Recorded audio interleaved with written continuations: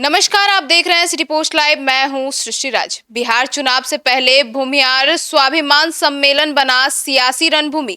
Doctor Sanjeev को EOU का notice. जी हां, सहयोग या साजिश? सवालों में जदयू। क्या है पूरा मामला, इसके ऊपर जानकारी देंगे हमारे साथ उपस्थित सिटी पोस्ट लाइव के चीफ एडिटर श्रीकांत प्रत्युष। तो सर, क्या है पूरा मामला? देखिए सृष्टि, जो ब्रह्मर्षि स्वाभिमान सम्मेलन हो रहा है उसको लेकर लगातार राजनीति तेज हो रही है और राजनीतिक तापमान भी बढ़ रहा है। जेडीयू के प्रवक्ता से विधायक हैं डॉक्टर संजीव, उनको अब नोटिस आ गया है आर्थिक अपराध इकाई विभाग का और इसको लेकर सवाल भी उठ रहे हैं।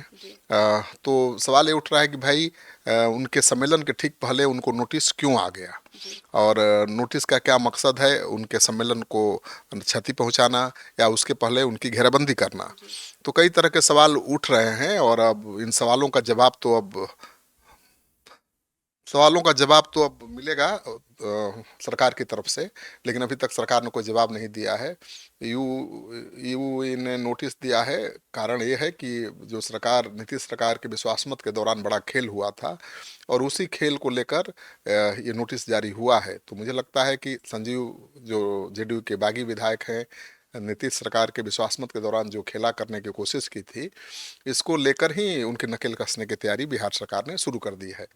और 17 अगस्त को विधायक जी पटना के श्री कृष्ण मेमोरियल हॉल में ब्रह्मर्षि स्वाभिमान सम्मेलन का आयोजन कर सरकार को डराने की कोशिश कर रहे हैं।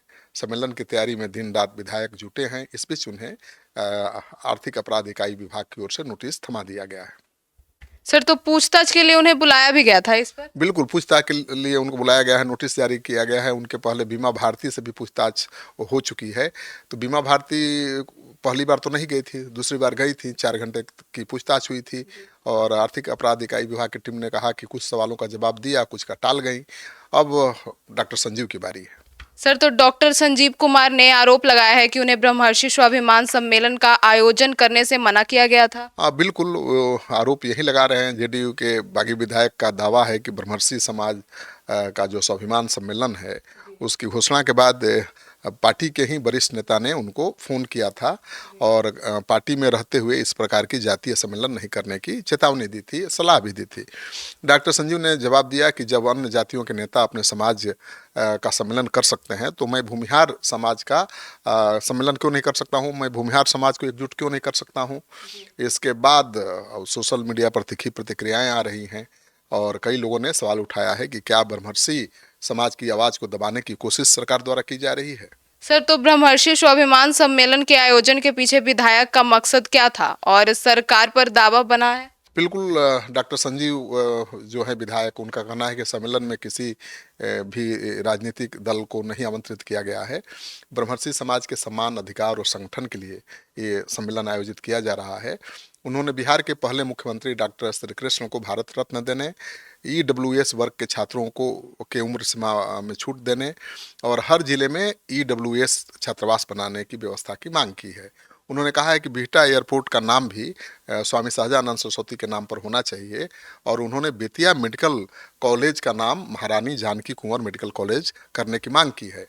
जातिगत पहचान में भूमिहार, ब्राह्मण या बाभन दर्ज करने की मांग की है संजीव ने। विधायक की मांग है कि गैर मजरूआ खास और टोपोलैंड की बंदोबस्ती की प्रक्रिया शुरू होनी चाहिए। तो भी भूमिहार समाज ब्राह्मण समाज से जुड़ी हुई मांगों को वो आगे रख रहे हैं और उनको गोलबंद करके राजनीतिक दबाव बनाना चाहते हैं सरकार पर भी और पार्टी पर भी।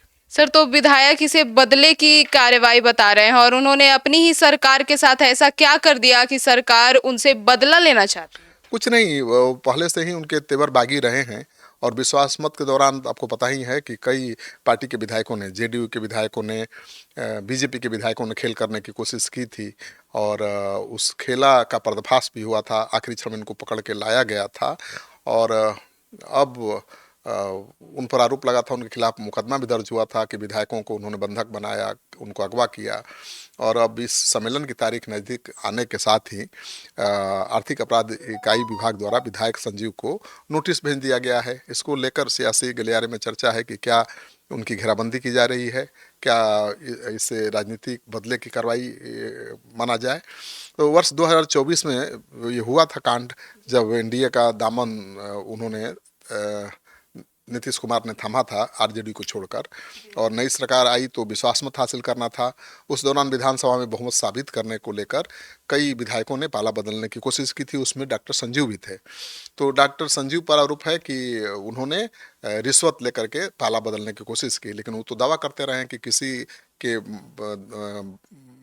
के माँ में दम है तो साबित कर दे कि उन्होंने कोई रिश्वत लिया है, पाला बदलने की कोशिश की है। उन्होंने कहा कि उन्होंने खुद नीतीश सरकार के समर्थन में वोट किया, उनकी नाराजगी थी कुछ बातों को लेकर सरकार से, नीतीश कुमार से, लेकिन पार्टी की सरकार को गिराने की कोशिश उन्होंने बिल्कुल नहीं की थी, और नहीं उनका कोई रोल है विश्वास मत के दौरान विधायकों को तोड़ने में या भगाने में। ये बिल्कुल बेवजह आरोप है। तो सुना आपने इस पूरे मुद्दे पर। अब अपनी राय हमें कमेंट सेक्शन में जरूर बताइएगा। तो फिलहाल इस खबर में इतना ही। आगे की खबरों के लिए देखते रहिए सिटी पोस्ट लाइव। तब तक के लिए धन्यवाद।